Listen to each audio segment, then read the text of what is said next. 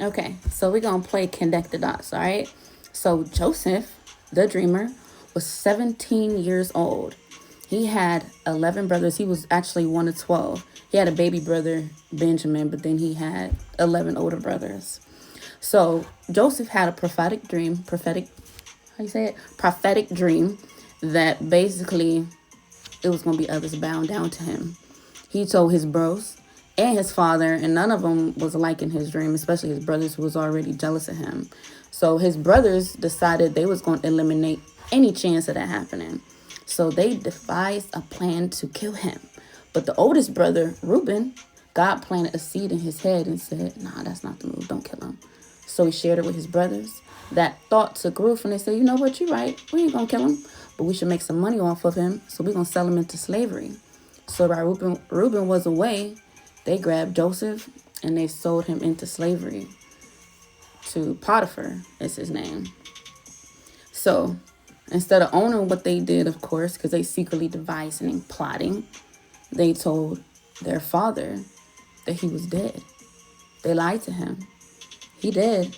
They even provided evidence. His robe filled with bloodstains. Like, yeah, father, I'm sorry, your son is dead. So the plot thickens, right? Because not only did his bros sell him into slavery, they sold him into Egypt, which was a foreign land. So not only was he a slave, but he was a slave in a foreign land. So as we talked about earlier, Joseph was sold to Potiphar, which was one of Pharaoh's officials.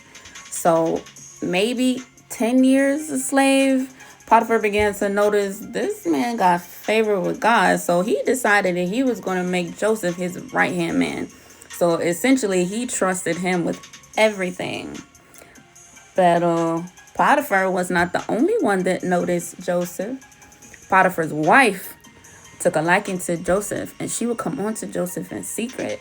And eventually, she got tired of Joseph rejecting her because he kept telling her, like, no, I'm not with that, you forbidden fruit. I can't touch you. You belong to him. So eventually she got mad and accused him of some things that he didn't do, told her husband. Her husband, Potiphar, first mind, not Joseph. He didn't listen to his first mind. That thought was quickly dismissed because his wife insisted that he throw Joseph into prison. Joseph didn't do anything wrong. Potiphar threw him in jail. So here we have Joseph, betrayed by his brothers, sold into slavery in a foreign land. Then he was falsely accused of a crime he did not commit. And now he's in jail. I mean, he's in prison. And it's not no country club because in jails now we have tablets and workout yards.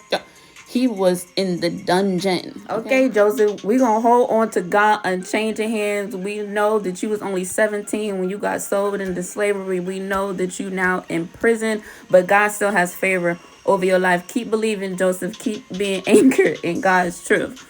So while Joseph was in prison, though, he gained favor with the prison guards. They put him in charge of the other prisoners. And then one day, Pharaoh's butler and his baker get thrown into jail. So here is Joseph in jail with some of the Pharaoh's right-hand people. And mind you, these two people was in very, important positions. You got a butler and a baker. These people was feeding him. And, the Pharaoh trusts these two because obviously he has to make sure my wine's not poison. Make sure my food's not make sure nobody out to get me. These two is in jail right now with Joseph. They both have dreams. The baker had one dream and the butler had one dream.